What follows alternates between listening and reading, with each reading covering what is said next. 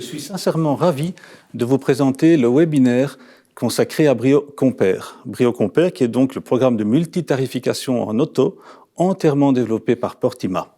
Pour ce faire, je serai accompagné de mon collègue Peter Poelmans. Bonjour Peter. Bonjour Alex et bonjour aux spectateurs. Bonjour. Je vous propose tout d'abord de faire un petit parcours sur le déroulement de ce webinaire. Dans un premier temps, le webinaire va durer à peu près 1 heure. Ensuite, vous aurez la possibilité de répondre à des questions sur base d'un sondage qui va apparaître en bas de l'écran. Par la suite, vous aurez la possibilité aussi de chatter, de converser avec nos experts qui sont au taquet et qui vont répondre en direct. Concernant donc l'agenda de ce webinaire, au point 1, nous aurons donc une introduction, un petit mot d'explication. Le point 2, 3 et 4 concernent le déroulement logique, naturel de Brio Compare de A à Z. Ça concerne quoi? Ça concerne la définition des éléments à tarifer en point 2, la configuration et particularités par compagnie, documents et conseils aux clients.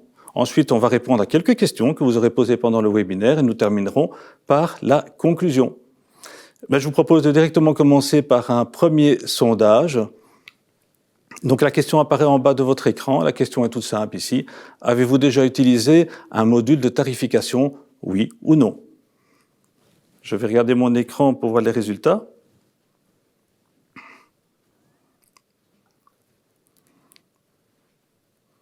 Ça vient, tout doucement. Ah, voilà. Donc je vois que ça évolue. Il y a à peu près 40% d'entre vous qui avaient déjà utilisé un module de tarification et l'autre majorité, non. Donc voilà, très bien. Nous allons voir ça en détail avec vous. Peter, un petit mot d'explication à titre d'introduction peut-être. Ben oui, effectivement, j'ai quand même 2 conseils à vous donner avant d'aller commencer à utiliser Brio Compare. Le premier concerne la résolution de votre écran. Donc, ce qui est conseillé, c'est d'utiliser un écran avec une résolution de 1920 jusqu'à 1080. Ça, c'est important pour vraiment bien pouvoir utiliser l'application. Mais ce qui est nouveau, dans Brio Compare, il y a un message qui va apparaître si le programme même constate que votre écran n'est pas idéal. Vous voyez 2 exemples à côté dans le print screen, donc des messages qui s'affichent pour indiquer que vous devez faire ou essayer de faire quelque chose pour améliorer la qualité. Et puis, une deuxième chose concerne tous les utilisateurs des modules PLW et PLW+, parce que là, on vous conseille quand même de fermer le volet quand vous travaillez dans Brio Compare, parce qu'ainsi, Brio Compare peut aussi utiliser cette partie de votre écran. Très bien. Passons au vif du sujet, si tu veux, Peter, avec le point 2, donc la définition des éléments à tarifer. Et je dirais, dans un premier temps, tout simplement, comment est-ce qu'on démarre Brio Compare? Il y a plusieurs manières de démarrer Brio Compare. Donc, je peux le faire directement à partir de l'écran de recherche, ou soit à partir d'un preneur ou un véhicule. Donc, dans notre exemple, on va ouvrir le dossier d'un preneur. Donc, on va chercher Monsieur Dupont. Et dans l'écran de Monsieur Dupont, à gauche, dans le menu, on retrouve le point Brio Compare. Quand vous cliquez là-dessus, vous allez arriver dans l'application. Important à savoir, c'est que le but de l'application, c'est passer à travers tous les différents onglets, de commencer à gauche et puis on finalise toute l'application à partir du dernier volet à droite. Le premier concerne le choix, disons d'abord, des différentes garanties que vous voulez utiliser dans votre tarification. Donc, pour faire ceci, c'est assez facile. Vous allez cocher vous-même les différentes garanties ou utiliser le bouton « Sélectionner le tout d'un coup ». Et la deuxième question, ça concerne les compagnies. Donc là, même principe en fin de compte. Justement, concernant les compagnies ici, Peter, je vois sur l'écran que nous avons 3 compagnies. AXA, AG, Baloise. Est-ce que c'est prévu d'autres compagnies? Qu'est-ce qu'il en est exactement? Oui, bien sûr. Donc ici, c'est la première version de Brio Compare et donc on la lance avec ces 3 compagnies, mais le but, effectivement, est dans le futur d'ajouter, bien sûr, d'autres compagnies. Donc, pour notre exercice ici, je vais prendre les 3 compagnies. Donc, même principe, sélectionner une par une ou utiliser le bouton « Sélectionner tout ». Et puis maintenant, quand même, encore une dernière chose, mais importante quand même, vous devez bien vérifier que vous utilisez le bon compte producteur. Parce que lié à votre compte producteur, vous pouvez avoir des dérogations différentes, par exemple. Donc, il faut qu'on utilise, bien sûr, la bonne situation pour vous. Et puis, c'est déjà fini pour cet écran-là. Donc, on va passer à l'écran suivant via le bouton en dessous de l'écran là, pour passer aux données du preneur. Et bien sûr, vu qu'on est parti de Jean Dupont, donc on le retrouve bien sûr dans cet écran-là. Quelques renseignements sont affichés, des éléments importants, parce qu'ici, il y a déjà des données qui sont utilisées pour certaines compagnies dans la tarification, comme par exemple l'adresse de M. Dupont, son âge, etc. Justement, Peter, par rapport à ces données que je vois à l'écran, je m'imagine qu'on peut les modifier ou pas si elles sont erronées? Oui, exactement. Il y a toujours moyen de faire des changements ici sans quitter Brio Compère. Et pour ça, on a prévu un bouton qui va ouvrir les détails de M. Dupont. Et dans cet écran, on peut faire des améliorations, des changements. Et puis, il y a une chose importante, une question qui vient se mettre à la fin de la page pour dire est-ce que vous voulez maintenant que ces modifications soient reportées sur Jean Dupont dans Brio? Parce qu'il ne faut pas oublier que certaines informations qui sont dans les écrans ont un impact sur le score AML.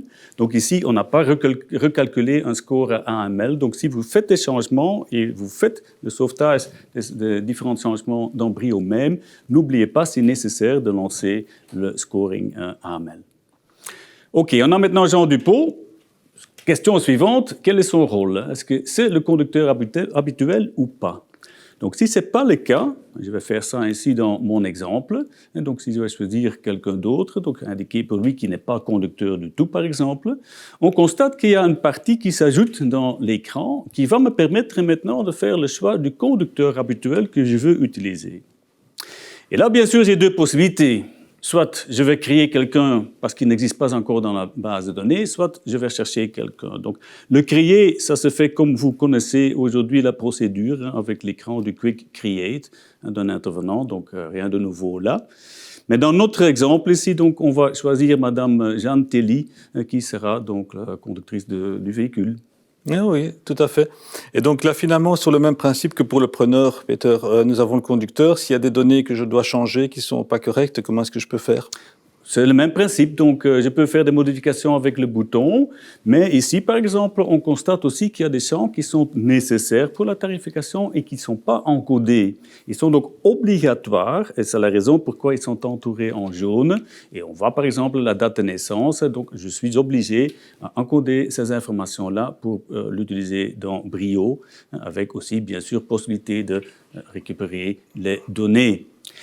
Après tout ça, quand j'ai mis tout à jour, il y a encore une dernière partie de l'écran que je dois compléter et ça concerne la sinistralité, donc le nombre d'années et aussi marquer s'il y a déjà eu des accidents RC dans cette période-là. Donc si cette information était déjà disponible dans Brio, bien sûr c'était pré-rempli dans cet écran-là, sinon j'encode le nécessaire ici et ainsi j'ai terminé avec cet écran-là, et on peut passer à l'écran suivant, qui est donc l'écran du véhicule. Concernant cet écran de véhicule, je pose en fait la même question que précédemment. Est-ce qu'ici, on s'est créé au départ de Brio Compère le véhicule? Bonne question, Alex, mais malheureusement, dans la situation actuelle, la réponse est non. Donc, pour l'instant, on n'a pas encore développé la création d'un véhicule à cet endroit pour un peu gagner du temps et donc mettre Brio Compère plus rapidement sur le marché. Mais bien sûr, c'est quelque chose qu'on va faire le plus vite possible. Donc, qu'est-ce que vous devez faire si la voiture n'apparaît pas ici à l'écran? Il faut sortir de Brio Compère, retourner dans le dossier du client, je veux dire, et puis encoder le véhicule et puis revenir dans la tarification. Donc, temporairement, ce sera comme ça. Maintenant, dans notre exemple, je vais choisir un de ces deux véhicules-là et on va prendre le deuxième, là, le Renault Mégane. Et là, vous allez constater qu'automatiquement, il y a une recherche qui s'est lancée dans FEBIAC parce que, effectivement, certaines compagnies ont besoin de l'identifiant FEBIAC du véhicule et donc on est obligé d'aller chercher cette information dans la base de données de FEBIAC. Oui, donc très important, les données FEBIAC sont intégrées, ça c'est un grand plus. Maintenant, je vois que sur la liste ici, ça me paraît comme assez lourd comme nombre de lignes. Est-ce qu'il y a moyen de filtrer? Comment est-ce qu'on peut faire? Oui, c'est vrai que la liste est longue qu'on a ici, presque 4000 véhicules qu'il a trouvés. Et donc, on a prévu des moyens pour chercher là-dedans. Et donc, vous pouvez utiliser le bar au-dessus qui permet de filtrer sur les colonnes. Donc, dans notre exemple, on va faire un filtrage sur le type de version. Donc on encode par exemple ces privilèges, si mes souvenirs sont bons, voilà, effectivement, et on va cliquer sur le bouton de filtrer, et vous voyez que le résultat diminue déjà. 542, on fait un deuxième filtrage sur la puissance, on attend, et voilà, il n'y a que 3 véhicules qui restent. Oui, donc ça c'est vraiment très très bien. Est-ce qu'il y a d'autres méthodes éventuellement de recherche? Oui, hein, donc la recherche qu'on a fait ici, et c'est ça la recherche qui démarre automatiquement, c'est basé sur marques et modèles, mais il y a d'autres sélections ou recherches possibles. Et donc, pour changer de type de recherche, vous utilisez la flèche ici au-dessus. Donc, on va arriver à un écran qui va indiquer le type de recherche, donc par défaut, c'est marque et modèle. Et maintenant, je vais changer ça, je vais choisir la carte grise. Donc, si j'ai cette information à disposition, c'est beaucoup plus intéressant maintenant d'utiliser ces champs-là. Donc, il y a quelques champs que je dois remplir ici. Et le grand avantage de remplir ça ici, ce sont des informations très concrètes qui vont permettre de faire vraiment une recherche très pointue et arriver sur une liste assez réduite de véhicules qui répondent à ce critère-là. Et comme vous voyez, il y a 4 véhicules qui sont le résultat de ma recherche. Ok, mais justement, je vois ces 4 véhicules, cet écran me dit bien quelque chose.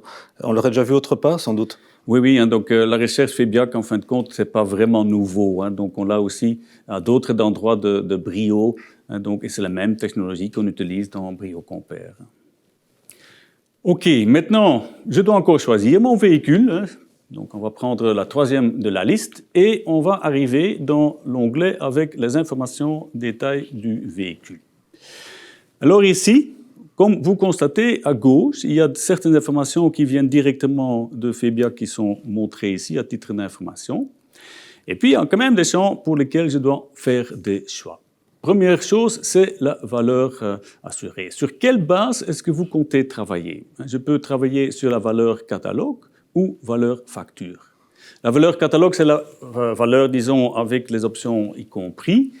Valeur facture, ici je dois encoder tout, mais si c'était déjà encodé sur votre véhicule, bien sûr, on sait récupérer les informations également à cet écran ici. Et je peux même cocher les deux, si je veux, pour utiliser dans ma tarification.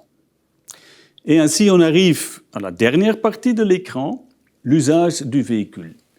Bien sûr, des questions importantes, hein, comme le nombre de kilomètres que ce conducteur va rouler avec la voiture. Hein, dans l'exemple, vous voyez, 15 000 kilomètres. Est-ce que c'est le premier propriétaire, oui ou non? La date de première mise en circulation et l'usage. Tout ça, j'encode, c'est entouré à jaune, c'est obligatoire. Et puis après, je peux encore faire un choix, si présent, bien entendu, des différents systèmes d'aide à la conduite. Et ainsi, en fin de compte, c'est fait, c'est prêt, je peux démarrer maintenant vraiment la tarification. Oui, tout à fait. Alors, je me pose toujours une question, c'est pour éviter le double encodage, évidemment. On l'a vu dans d'autres cas pour le preneur et le conducteur. Est-ce que de nouveau ici, je peux enregistrer dans Brio? Oui, on garde partout le même principe. Et comme vous pouvez constater ici à l'écran, donc en bas, il y a la même question qui demande si oui ou non je veux mettre à jour le véhicule dans Brio même avec les données que je viens d'encoder à l'écran ici. Et après ça, je peux cliquer sur le bouton pour passer à l'écran suivant. Voilà, donc ici, effectivement, les données de base sont encodées, ça c'est fait. Alors je vous propose, avant de continuer, de passer au sondage numéro 2. Alors la question apparaît de nouveau en bas de votre écran, je vais vous la lire. Saviez-vous que vous pouvez créer un véhicule grâce à Febiac? Alors j'attends de voir les résultats sur mon écran. Voilà, ça vient. Oui, non. Là, j'ai toujours pas le résultat, encore un peu de patience. C'est un Hitchcock ici. Voilà, eh ben, le résultat est arrivé. Ben, une majorité connaissait déjà la fonctionnalité Febiac. Ça veut dire que pour les autres, ben voilà, vous aurez appris quelque chose ici au webinaire. Passons au point suivant, Peter, la configuration et particularités par compagnie, s'il te plaît. OK. Véhicule est prêt. Alors, avec le bouton suivant, on passe maintenant vraiment dans la tarification, et ça veut dire avec l'interaction avec les différentes compagnies. Une particularité avec Baloise, avant de lancer cette action pour aller consulter les compagnies, Il y a une première question qui vient de Baloise pour demander quel type d'omnium est-ce que vous voulez utiliser. Donc un omnium complet ou un mini-omnium. Donc, ça, je dois répondre. Et puis l'API, c'est le programme qui parle avec les compagnies, démarre. Et vous pouvez constater que voilà, ça démarre.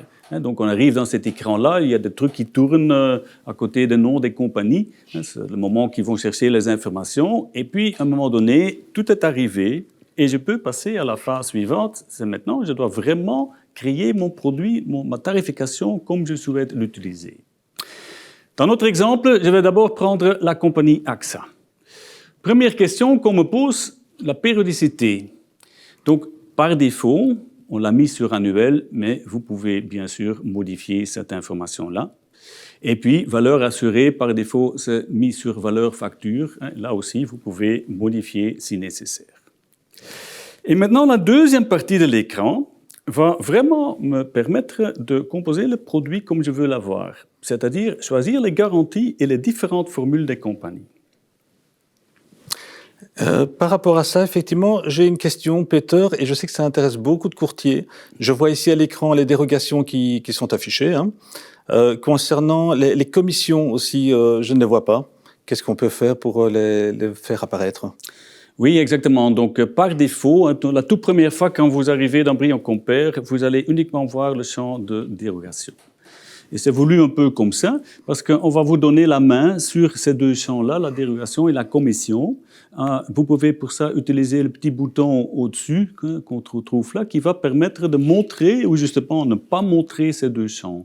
Imaginez que les clients est à côté de vous, peut-être que vous ne voulez pas montrer ces champs-là, donc c'est idéal ce bouton pour les cacher. OK, maintenant, donc, on va continuer. Donc, on va vraiment réaliser le produit avec une dérogation. Et comment faire? Vous voyez, c'est un bouton qui permet de glisser entre les différentes limites que j'ai reçues de la compagnie et faire mon choix ainsi.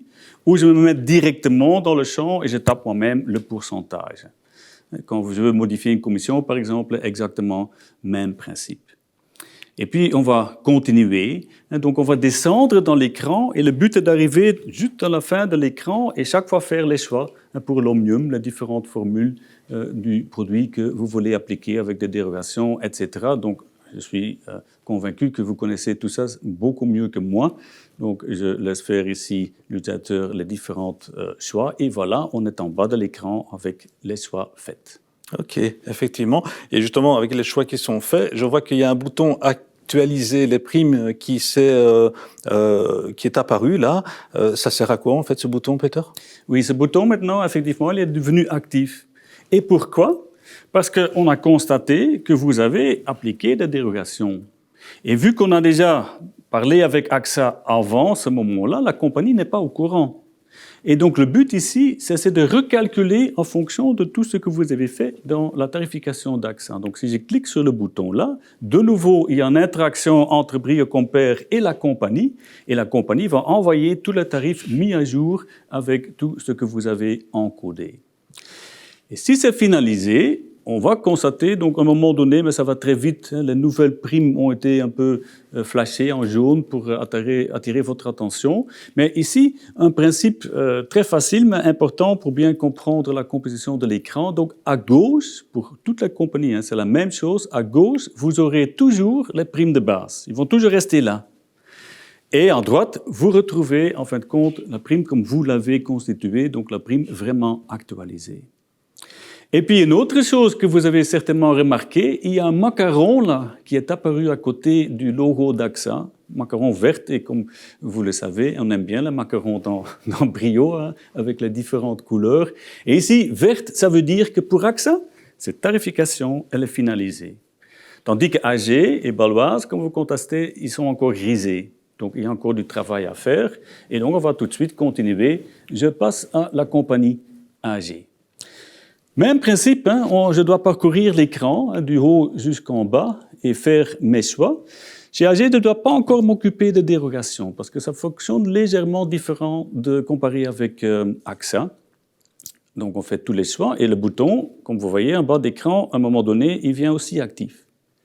Et ici, la différence avec AXA, regardez bien, il y a d'autres informations qui arrivent. La compagnie m'envoie encore des promos. que je peux appliquer sur cette tarification. Donc si c'est un client complet, par exemple, je peux cocher ce bouton-là pour l'utiliser et le tarif de nouveau change immédiatement. Et aussi, la dérogation fonctionne différemment. AG envoie vraiment les primes calculées en fonction de différentes dérogations possibles et je dois faire le choix de la prime en question que je veux appliquer. Donc, pas de pourcentage ici. Donc, des petites différences entre les compagnies, mais on peut dire que le fonctionnement est plus ou moins la même chose. AG maintenant macaron vert, donc il ne reste que Baloise maintenant à faire. Voilà, je vais maintenant à la compagnie baloise. Très bien. Les macarons, effectivement, c'est bien quelque chose que nos courtiers connaissent. Ils préfèrent d'ailleurs que ce soit vert que rouge. Voilà. Au niveau de la baloise, nous avions défini des paramètres. Est-ce que c'est bien ça que je vois ici à l'écran, Peter? Oui, Alex. Donc, effectivement, cette question que Baloise a posée tout au début, bien sûr, elle a eu, disons, un résultat, c'est-à-dire que j'avais choisi le full omnium et donc j'ai reçu les tarifs pour un full omnium. Donc, si je veux continuer avec le full omnium, pas de problème, je continue avec cet écran-là. Mais si maintenant je change d'avis et je dis je veux appliquer le mini omnium, alors la compagnie n'est pas encore au courant, n'a pas encore envoyé ses tarifs. Donc, je peux modifier ça, mais ensuite, je dois utiliser le bouton qui se trouve à la fin, là. Donc, vous voyez un petit bouton avec un symbole de refresh. Ça va permettre maintenant, si je change quelque chose au niveau du type là, ça va permettre de récupérer les bonnes informations chez Baloise. Et ensuite, je continue comme d'habitude. Je fais mon choix dans cet écran-là. Ici, il n'y a plus de boutons en bas nécessaires pour faire de nouveau un recalcul parce qu'on a eu toutes les informations nécessaires de la compagnie. Et donc, en fin de compte, j'arrive à la fin de cette tarification. Si on complète l'écran, vous allez voir que aussi Baloise reçoit le macaron vert. Impeccable. Donc là, on a effectivement les tarifications pour nos 3 compagnies. Maintenant, Peter, j'aimerais bien avoir cette comparaison sur un seul écran. On peut le faire, j'imagine. Oui, on a prévu ça. Donc ici, on travaille vraiment compagnie par compagnie, mais à un moment donné, c'est quand même intéressant de les comparer, d'avoir toutes ces informations l'un à côté de l'autre. Donc on passe à l'écran suivant. Et voilà, on a cette vue-là, avec les différentes compagnies, les différentes garanties, les montants, on voit les informations. Mais il y a aussi un bouton important ici, ce bouton en jaune qu'on voit pour chaque compagnie. Ça permet maintenant de synchroniser avec le module de la compagnie. Synchroniser, ça veut dire, je vais cliquer là-dessus, que maintenant, chaque compagnie va créer dans son propre système, je veux dire dans son propre front-end, elle va créer vraiment la tarification comme on vient de le faire ici, et puis ils vont renvoyer une référence. On constate que les références sont arrivées. Donc ça veut dire qu'on a la même tarification dans Brio Compare et chez le module de la compagnie. Le but, bien sûr, ça c'est si maintenant le client décide pour une des compagnies-là et vous voulez continuer et donc finaliser une nouvelle affaire avec cette compagnie-là, vous pouvez aller dans le module de la compagnie avec cette référence pour retrouver facilement la tarification auprès de cette compagnie parce que c'est là que vous devez la finaliser. Et ce petit bouton que vous voyez à côté de chaque référence, c'est juste un petit bouton qui permet un copie. Comme ça, vous ne devez pas vous-même essayer de prendre le champ complet. Vous cliquez sur le bouton et hop, il a copié la référence et puis il faut l'utiliser dans le module de la compagnie pour la retrouver. Ok, très bien.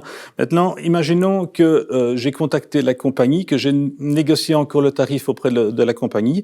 À ce niveau-ci, je sais encore faire une modification ou bien c'est figé?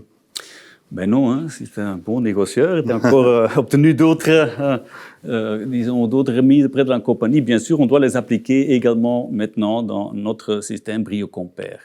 Et donc, toutes les primes qui sont modifiables, vous voyez un petit crayon à côté qui indique vous pouvez encore donner, disons, quelque chose extra. Et comment le faire? Cliquez sur le bouton. On va le faire ici pour Baloise.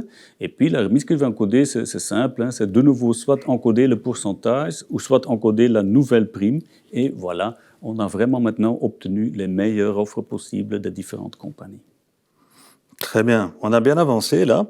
Alors je propose à nos courtiers de faire un sondage. La question va apparaître en dessous de votre écran, dans le bas de votre écran, pardon. La question est la suivante. Pensez-vous que Brio Compare va vous faire gagner du temps? Oui ou non? Là, je vais attendre que les résultats arrivent sur mon écran, bien entendu. Je suis curieux. J'ai un peu une idée tout de même, mais il faudra avoir la confirmation de nos courtiers.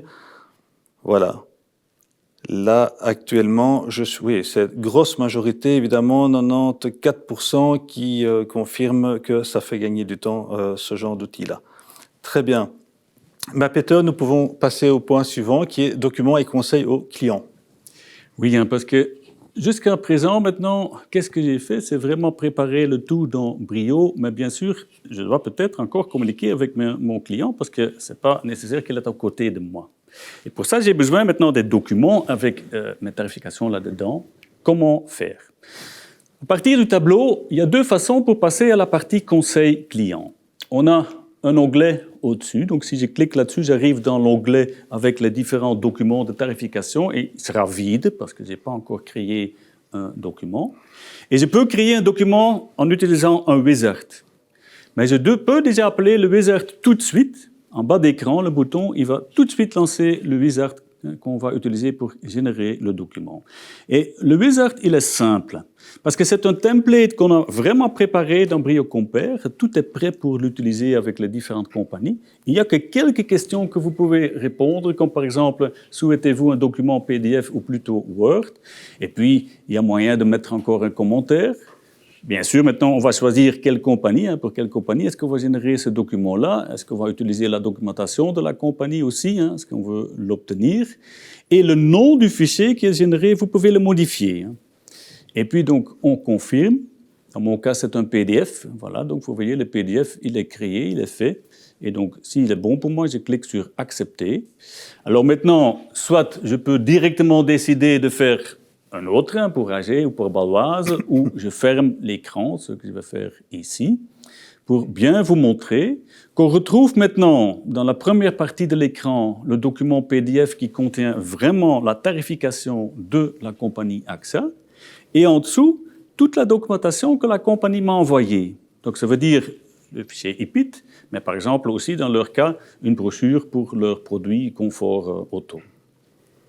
Très bien. Donc là, ici, je vois qu'on a fait les documents pour la compagnie AXA.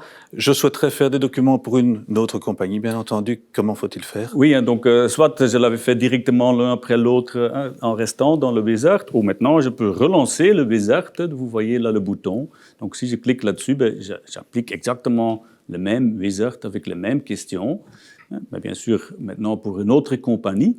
Et dans l'exemple ici, on va prendre la compagnie AG pour montrer que aussi cette action client complet est présente. Donc je peux mentionner ça aussi dans mon document. Et puis c'est exactement la même procédure. On confirme, le document est généré, on ferme le wizard et comme vous pouvez constater maintenant, on a aussi le document pour AG et documentation que AG a envoyée pour leur produit. Ah oui, tout à fait. Effectivement, parmi tous ces documents que le courtier doit disposer, il y en a un que je vois apparaître à l'écran qui est la fiche d'intermédiation. Oui, mais ça c'est maintenant donc un document assez important que vous devez créer.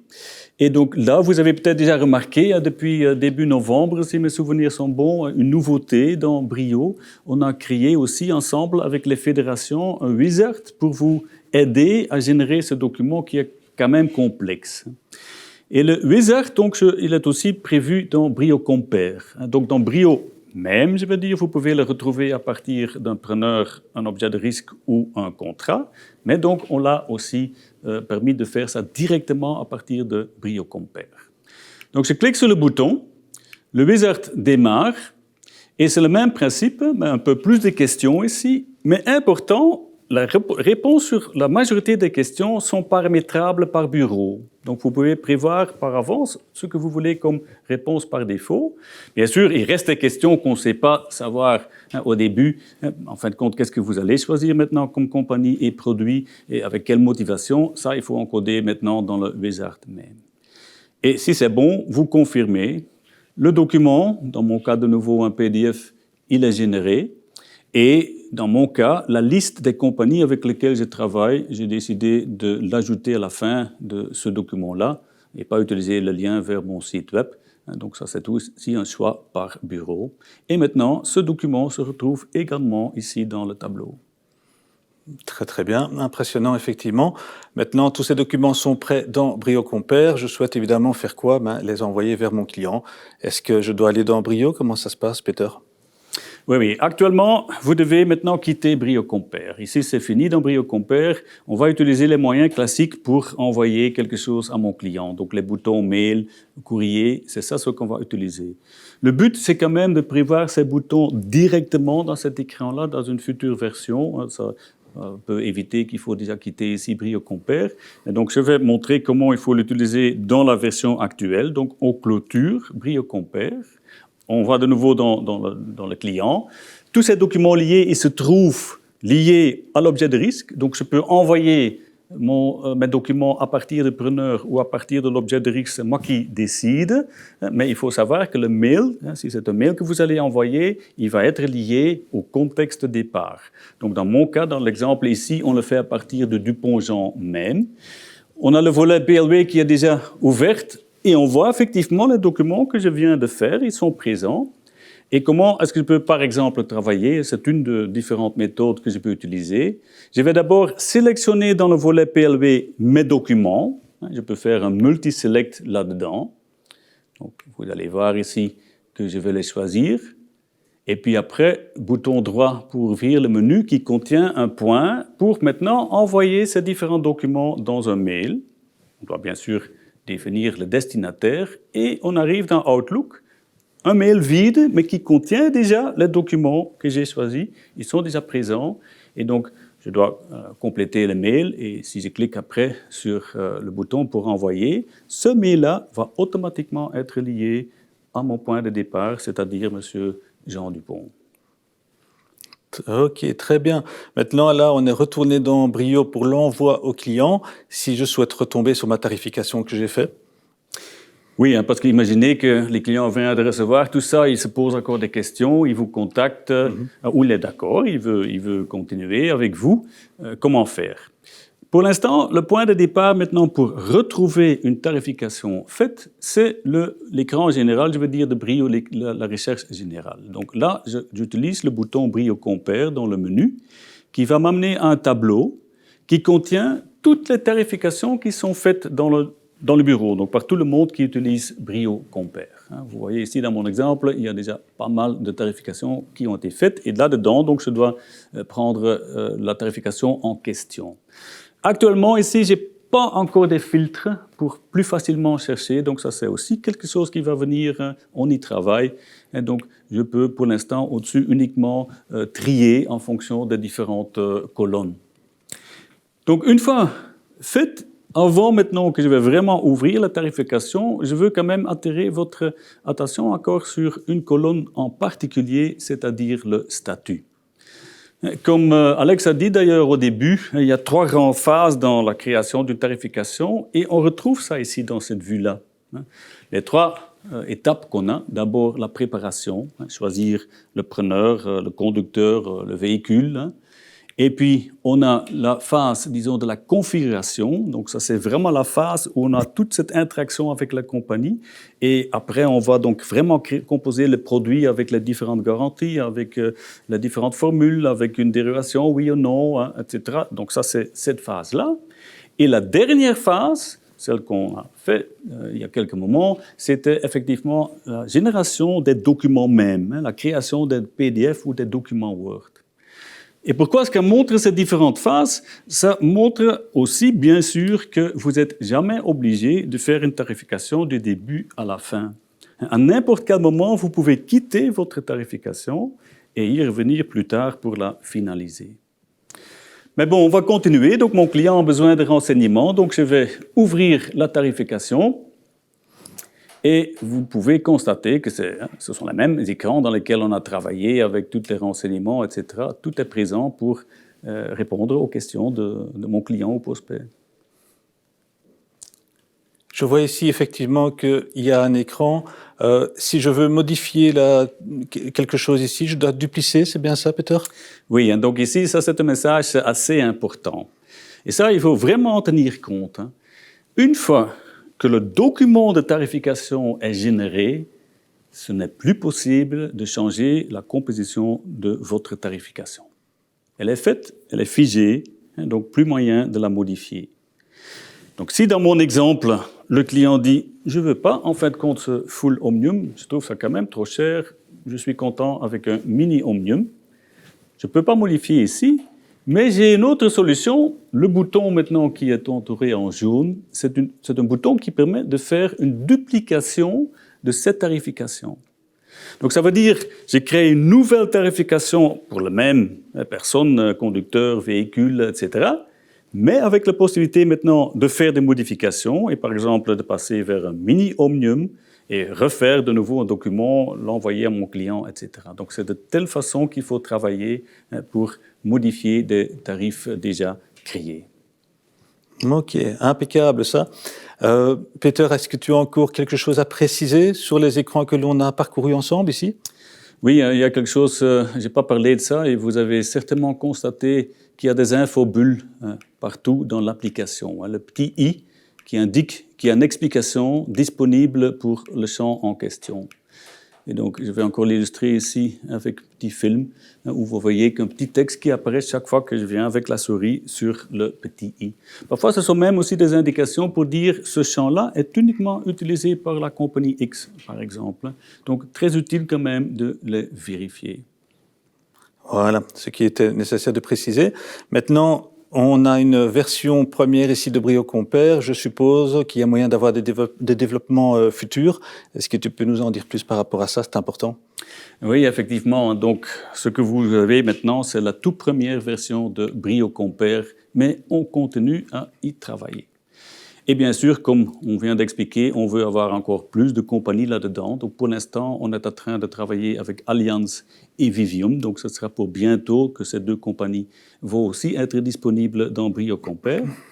Et puis, bien sûr, on continue. Il y a d'autres compagnies très intéressées pour travailler ensemble avec nous. Et l'année prochaine, donc, au fur et à mesure, on va prendre toutes ces différentes compagnies en charge et une par une, on va les insérer aussi dans Brio Compare. Et bien sûr, du côté de ces compagnies, il y a aussi du travail à faire. Hein. De leur côté, ils doivent aussi développer.